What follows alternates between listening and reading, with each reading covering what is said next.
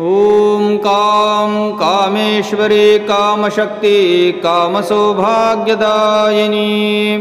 कामरूपा कामकला कामिनी कमलासना कमला कल्पनाहीना कमनीयकलावती कमला भारती सेव्या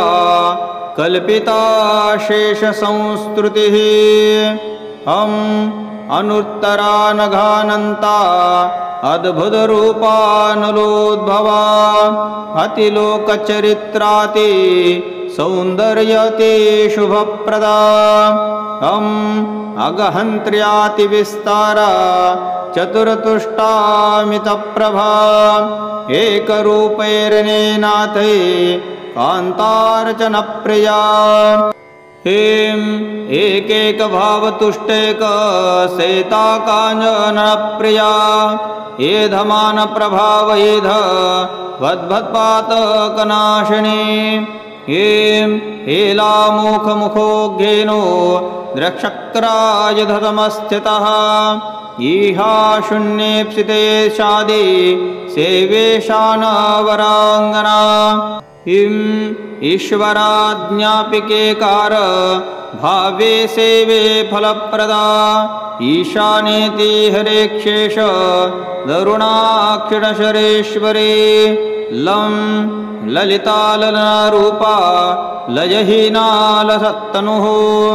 लय सर्वालयक्षोणिर्लयकर्णे लयात्मिका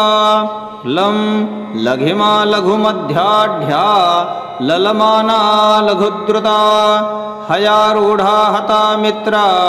हरकान्ता हरिस्तुता हम हयग्रीवेष्टदाहाला प्रिया हर्षसमुद्भवा हर्षणा हल्लका भांगी हस्तैश्चैद्रतदायिनी हम हलाहस्तार्चिता पदा हविरदान प्रसादिनी रमा रामार्चिता राज्ञी रम्या रवमणिरतिः रं रक्षिणी रमणीराका रमणी मण्डलप्रिया रक्षिताखिललोकेशा रक्षोगणनिषूदिनी अम्बिकान्तरकारिण्यो जनप्रियान्तभयङ्करी अम्बुरूपाम्बुजाकरा अम्बुजा जातवरप्रभा अन्तपूजाप्रियान्तस्व स्वरूपिण्यन्वरोचमी अनन्तारातिका वाम्मा स्थितान्तसुखरूपिणी सर्वज्ञा सर्वगासारा समासमसुखी सती संतति संतता सोमा सर्वासंगा सनातनी हेम एतत्ते कथितं राम नाम्ना अष्टोत्तरं शतम् अतिगोप्यमिदं नाम्ना सर्वतः सारसमुद्धृतम् एतस्य सदृशं स्तोत्रं त्रिषु लोकेषु दुर्लभम् अप्रकाशं भक्तानां पुरतो देवतद्विषा एतत् सदाशिवो नित्यं पठन्ते ये हरादयः एतत् प्रभावा कन्दर्प त्रैलोक्यं जयति क्षणाद सौभाग्या अष्टरोशत नाम स्तोत्रं मनोहरं तैः सन्ध्यं पठे नित्यं न तस्य भुवि दुर्लभम् श्रीविद्यापासनोवता मे तदावश्यकं मतं सकृते तप्रपठतां नान्यं कर्मं विलुप्यते अपठित्वा स्तोत्रमिदं नित्यं नैमित्तककृतं व्यर्थि भवति नग्नेन कृतं कर्मं यथा तथा सहस्रनाम पठादाव शक्तस्त्वेतदरीरजेद सहस्रनाम पाठस्य फलं शतगुणं भवेद सहस्रधा पठित्वा तु वीक्षणानाशते द्रुपं करवीररक्तपुष्पैर्हुत्वा लोकान् वशं नयेत स्तम्भये श्वेतकुसुमानैर्नीलयष्टाद्रे द्रुपं मरिचेष्टविदेश्वाय लवङ्गे व्यार्धिनाशिने सुवासिनिर्ब्राह्मणान् वा भोजयेद्यूतनामभिः यष्टफले फलैर्वापि पूजये प्रतिनामभिः चक्रराजयथान्यत्र सवेच्छित्रे परच्चिरं स सदा वर्तयेन्नास्ते नाम्नाम् अष्टं शतमुत्तमं नाम्नाम् अष्टशतमुत्तमं तस्य श्री ललिताराज्ञी प्रसन्ना वाञ्छितप्रदा ॐ नमः इति। ॐ कामेश्वरी कामशक्ति कामसौभाग्यदायिनी कामरूपा कामकला कामिनी कमलासना कमला कल्पनाहीना कमनीयकलावती कमला भारती सेव्या कल्पिता शेषसंस्तुतिः अनुत्तरानघानन्ता अद्भुतरूपानलोद्भवा अतिलोकचरित्राति सौन्दर्यति शुभप्रदा अगहन्त्र्यातिविस्तारा चतुर्तुष्टामितप्रभा एकरूपैर्नेनाथै कान्तार्चनप्रिया हें एकैकभावतुष्टैक सेता काञ्चनप्रिया एधमानप्रभावैध वद्भत्पातकनाशिनी हें हेलामुखमुखोऽघ्नेनो द्रक्षक्रायुधतमस्थितः ईहा शून्येप्सिते शादि सेवेशानवराङ्गना ईश्वराज्ञापिकेकार भावे सेवे फलप्रदा ईशानेति हरेक्षेश दरुणाक्षिणशरेश्वरी लं ललिताललनारूपा लयहीनालसत्तनुः लय सर्वालयक्षोणिर्लयकर्णे लयात्मिका लं लघिमा लघुमध्याढ्या ललमाना लघुद्रुता हयारूढ़ा हता मित्रा हरकान्ता हरिस्तुता हम हयग्रीवेष्टदाहाला प्रिया हर्षसमुद्भवा हर्षणा हल्लका भांगी हस्तैश्चैद्रतदायिनी हम हलाहस्तार्चिता पदा हविरदान प्रसादिनी रमा रामार्चिता राज्ञी रम्या रवमणिरतिः रं रक्षिणी रमणीराका रमणी मण्डलप्रिया रक्षिताखिललोकेशा रक्षो गणनिषूदिनी अम्बिकान्तरकारिण्यो जनप्रियान्तभयङ्करी अम्बुरूपाम्बुजाकरा अम्बुजा जातवरप्रभा अन्तपूजाप्रियान्तस्व स्वरूपिण्यन्वरोचमी अनन्तारातिका वाम्मा स्थितान्तसुखरूपिणी सर्वज्ञा सर्वगा सारा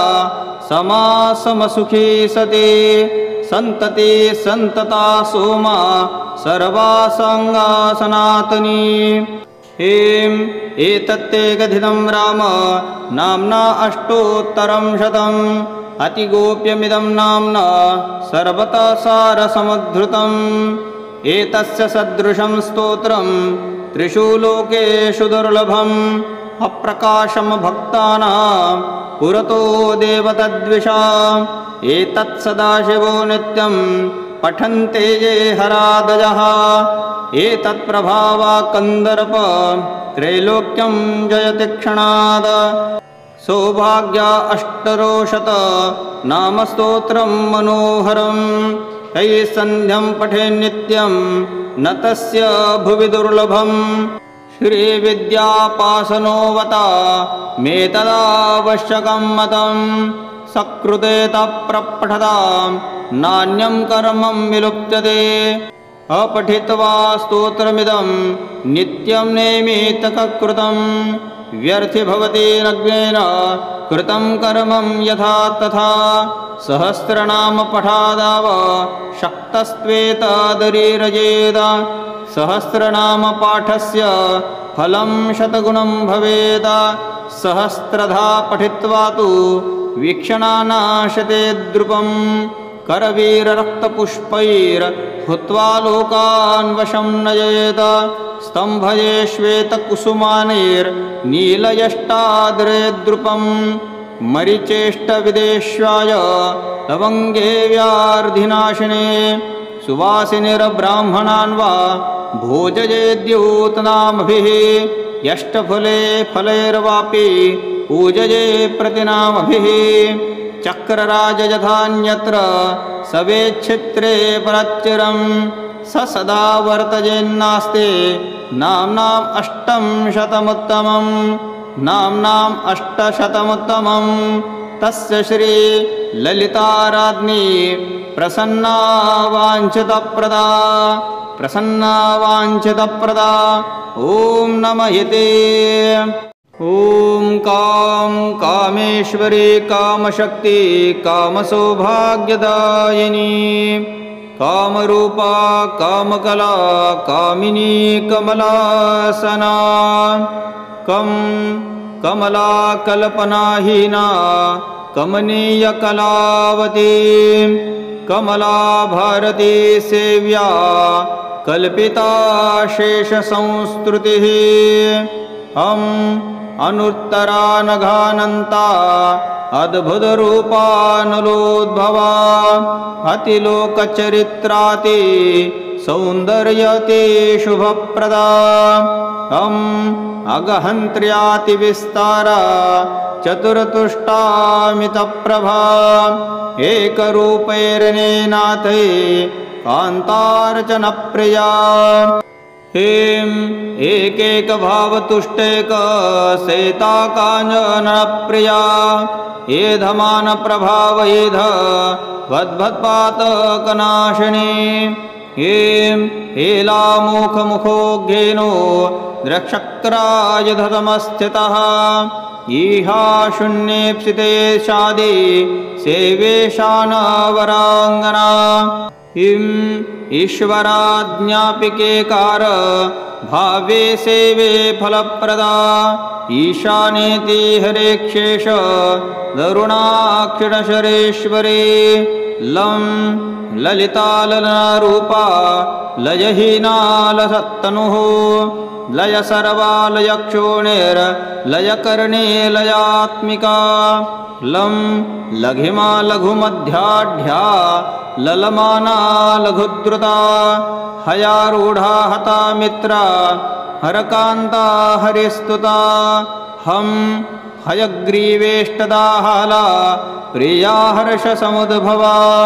हर्षणा हल्लका भाङ्गी हस्तैश्चैद्रतदायिनी हम हलाहस्तार्चिता पदा हविरदान प्रसादिनी रमा रामार्चिता राज्ञी रम्या रवमणिरतिः रं रक्षिणी रमणीराका रमणी मण्डलप्रिया रक्षिताखिललोकेशा रक्षो गणनिषूदिनी अम्बिकान्तरकारिण्यो जनप्रियान्तभयङ्करी अम्बुरूपाम्बुजाकरा अम्बुजा जातवरप्रभा अन्तपूजाप्रियान्तस्व स्वरूपिण्यन्वरोचमी अनन्तारातिका वाम्मा स्थितान्तसुखरूपिणी सर्वज्ञा सर्वगासारा समासमसुखी सती सन्तति सन्तता सोमा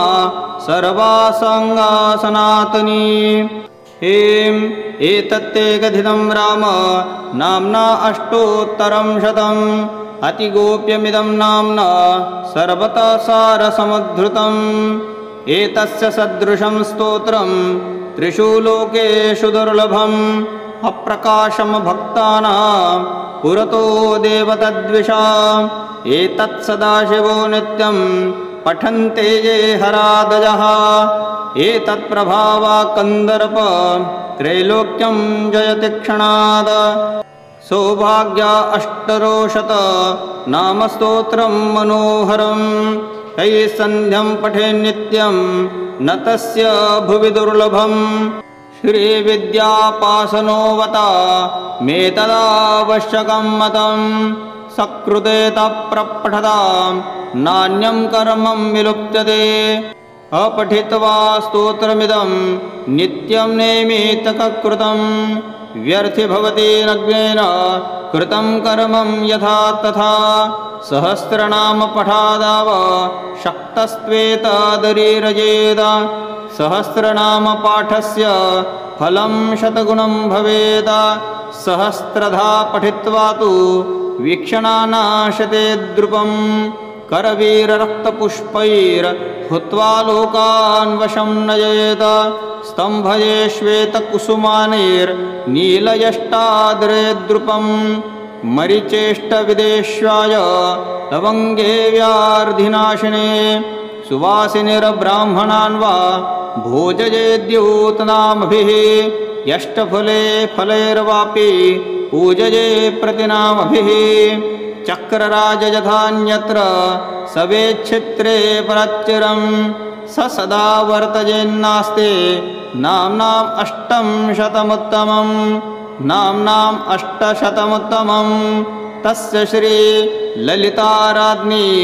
प्रसन्ना वाञ्छितप्रदा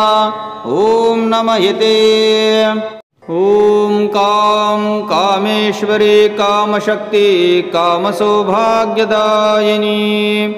कामरूपा कामकला कामिनी कमलासना कमला कल्पनाहीना कमनीयकलावती कमला भारती सेव्या कल्पिता शेषसंस्तुतिः अनुत्तरा नघानन्ता अद्भुतरूपानलोद्भवा अतिलोकचरित्राति सौन्दर्यति शुभप्रदा अगहन्त्र्यातिविस्तारा चतुर्तुष्टामितप्रभा एकरूपैर्नेनाथै कान्तार्चनप्रिया हेम एकैकभावतुष्टैक सेता काञ्चनप्रिया एधमानप्रभावैध वद्भत्पातकनाशिनी हेम हेलामुखमुखोऽज्ञेनो द्रक्षक्रायुधतमस्थितः ईहा शून्येप्सिते शादि सेवेशानवराङ्गना ईश्वराज्ञापिकेकार भावे सेवे फलप्रदा ईशानेति हरेक्षेश दरुणाक्षिणशरेश्वरे लं ललितालनारूपा लयहीनालसत्तनुः लय सर्वालयक्षोणिर्लयकर्णे लयात्मिका लं लघिमा लघुमध्याढ्या ललमाना लघुद्रुता हयारूढ़ा हता मित्रा हरकान्ता हरिस्तुता हम हयग्रीवेष्टदाहाला प्रिया हर्षसमुद्भवा हर्षणा हल्लका भांगी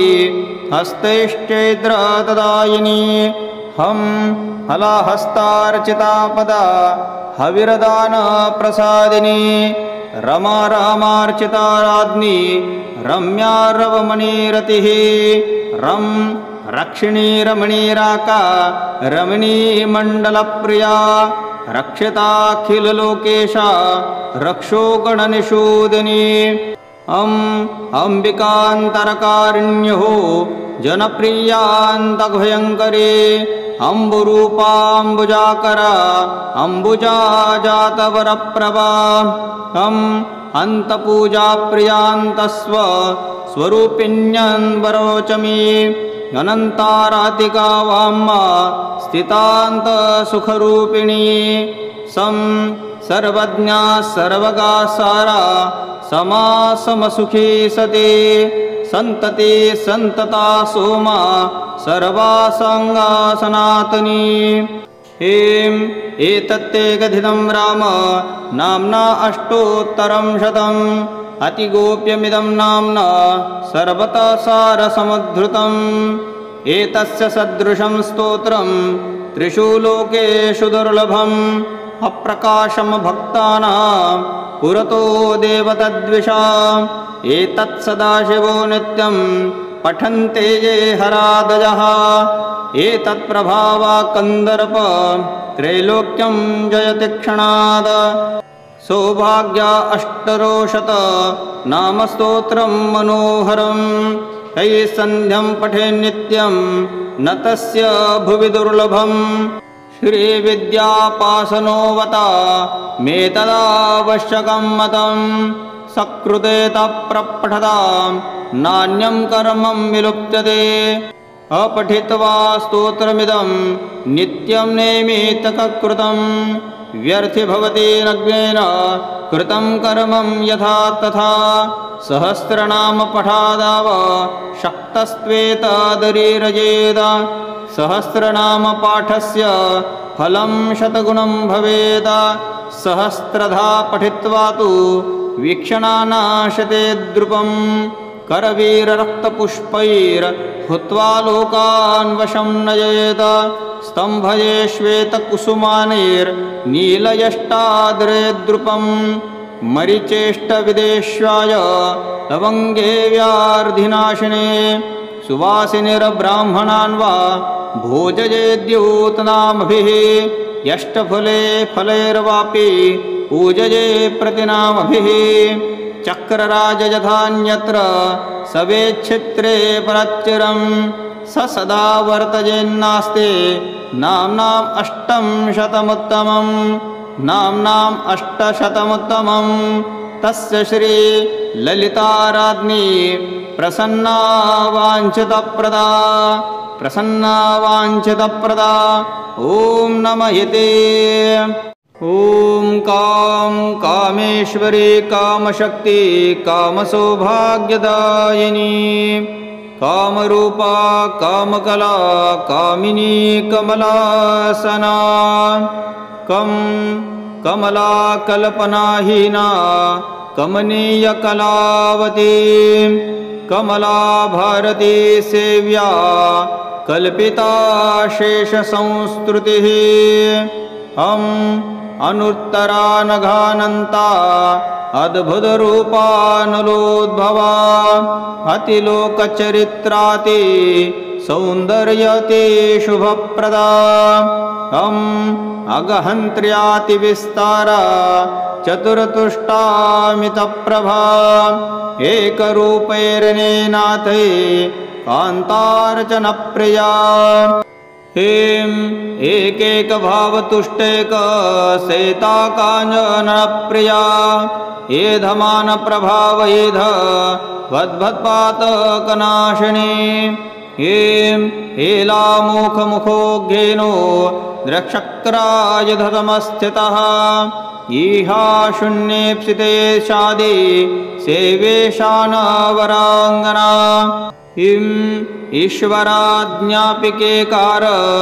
भावे सेवे फलप्रदा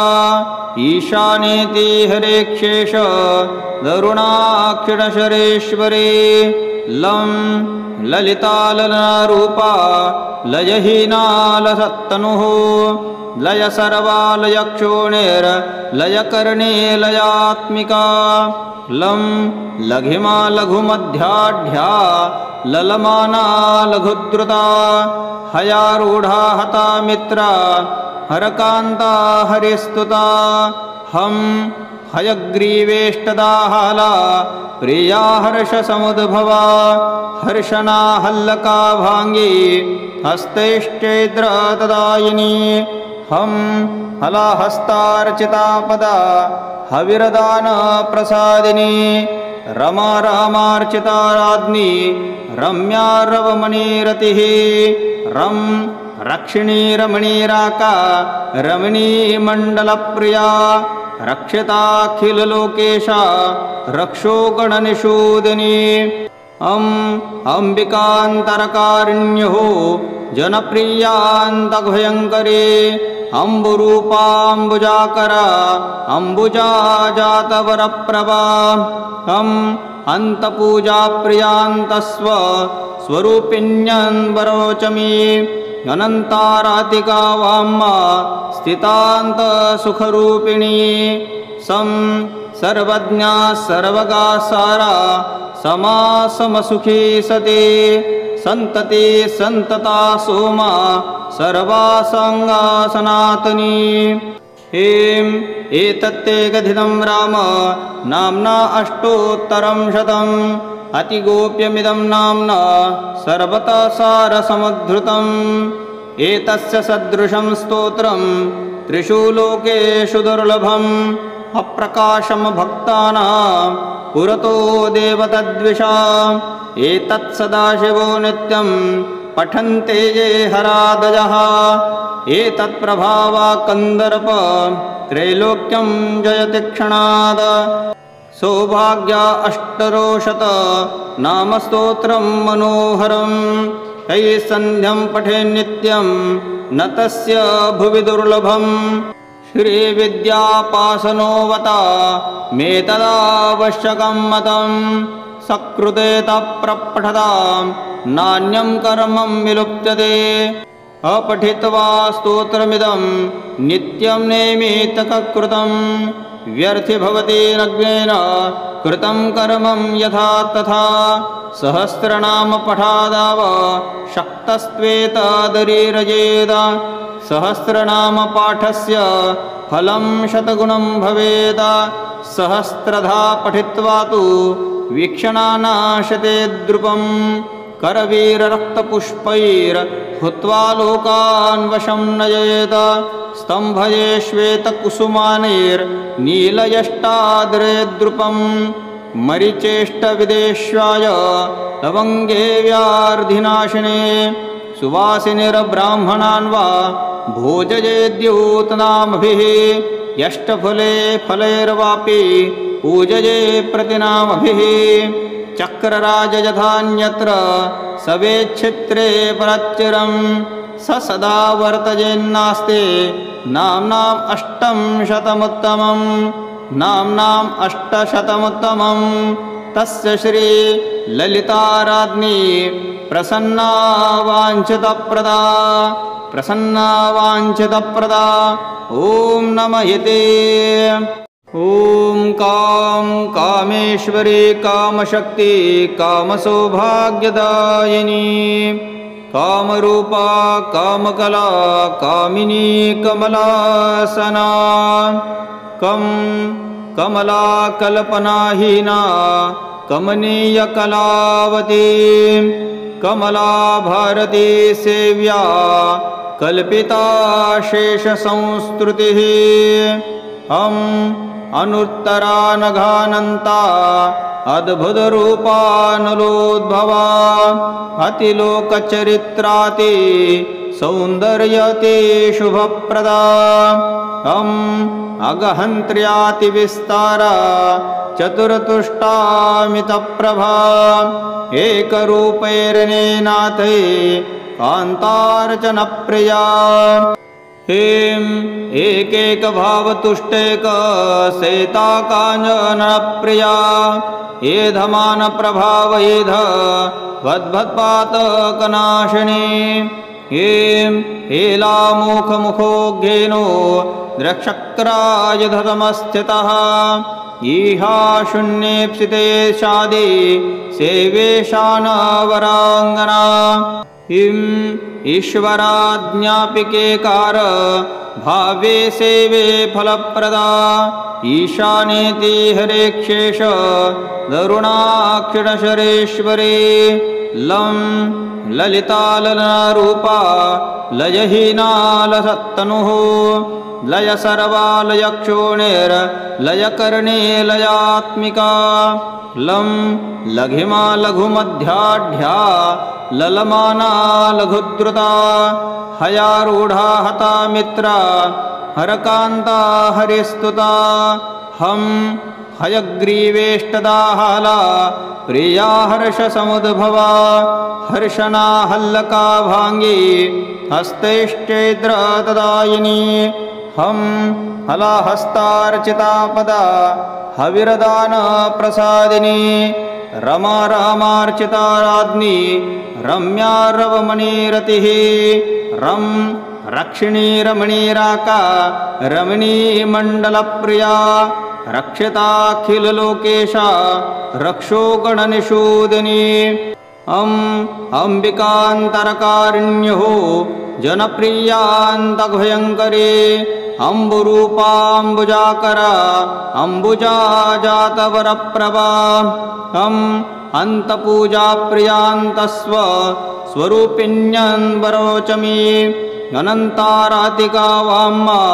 स्थितान्तसुखरूपिणी सर्वज्ञा सर्वगा सारा समा समसुखी सती संतति संतता सोमा सर्वा संगा सनातनी हेम एतत्ते कथितं राम नाम्ना अष्टोत्तरं शतम् अतिगोप्यमिदं नाम्ना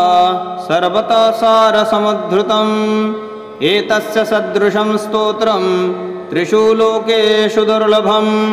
अप्रकाशं भक्तानां पुरतो देवतद्विषा एतत् सदाशिवो नित्यं पठन्ते ये हरादयः एतत् प्रभावा कन्दर्प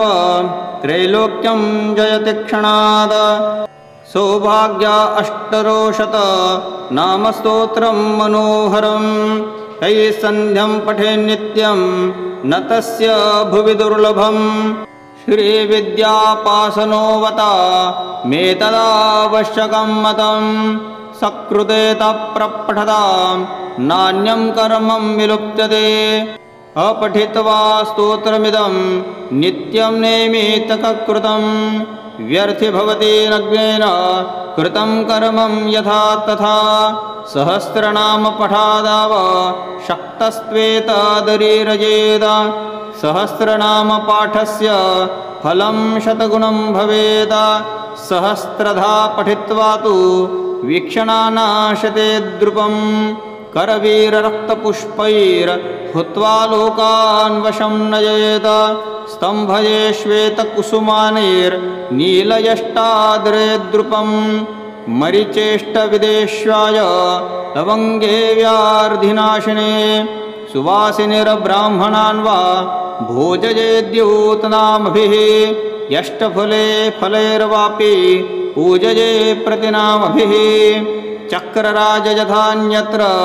सवेच्छित्रे परच्चिरं स सदा वर्तयेन्नास्ते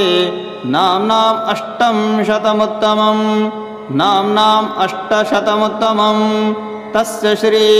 ललिताराज्ञी प्रसन्ना वाञ्छितप्रदा ॐ नमः इति ॐ कां कामेश्वरी कामशक्ति कामसौभाग्यदायिनी कामरूपा कामकला कामिनी कमलासना कमला कल्पनाहीना कमनीयकलावती कमला भारती सेव्या कल्पिता शेषसंस्तृतिः अनुत्तरा नघानन्ता अद्भुतरूपानलोद्भवा अतिलोकचरित्राति सौन्दर्यति शुभप्रदा अगहन्त्र्यातिविस्तारा चतुर्तुष्टामितप्रभा एकरूपैर्नेनाथै कान्तार्चनप्रिया हेम एकैकभावतुष्टैक सेता काञ्चनप्रिया एधमानप्रभावैध वद्भत्पातकनाशिनी हेम हेलामुखमुखोऽज्ञेनो द्रक्षक्रायुधतमस्थितः ईहा शून्येप्सिते शादि सेवेशानवराङ्गना ईश्वराज्ञापिकेकार भावे सेवे फलप्रदा ईशानेति हरेक्षेश दरुणाक्षिणशरेश्वरी लं ललितालनारूपा लयहीनालसत्तनुः लय सर्वालयक्षोणिर्लयकर्णे लयात्मिका लं लघिमा लघुमध्याढ्या ललमाना लघुद्रुता हयारूढा हता मित्रा हरकान्ता हरिस्तुता हं हयग्रीवेष्टदाहाला प्रिया हर्षसमुद्भवा हर्षणा हल्लका भाङ्गी हस्तैश्चैद्रतदायिनी हं हलाहस्तार्चिता पदा हविरदानप्रसादिनी रमा रामार्चिता राज्ञी रम्या रवमणिरतिः रं रक्षिणी रमणीराका रमणी मण्डलप्रिया रक्षिताखिललोकेशा रक्षो गणनिषूदिनी अम्बिकान्तरकारिण्यो जनप्रियान्तभयङ्करी अम्बुरूपाम्बुजाकरा अम्बुजा जातवरप्रभा अन्तपूजाप्रियान्तस्व स्वरूपिण्यन्वरोचमी अनन्तारातिका वाम्मा स्थितान्तसुखरूपिणी सर्वज्ञा सर्वगा सारा समा समसुखी सती सन्तति सन्तता सोमा सर्वासङ्गा सनातनी हेम एतत्ते कथितं राम नाम्ना अष्टोत्तरं शतम् अतिगोप्यमिदं नाम्ना सर्वतः सारसमुद्धृतम् एतस्य सदृशं स्तोत्रं त्रिषु लोकेषु दुर्लभम् अप्रकाशं भक्तानां पुरतो देवतद्विषा एतत् सदाशिवो नित्यं पठन्ते ये हरादयः एतत् प्रभावा कन्दर्प त्रैलोक्यं जयति क्षणाद सौभाग्या अष्टरोशत नामस्तोत्रं मनोहरं तैः सन्ध्यं पठे नित्यं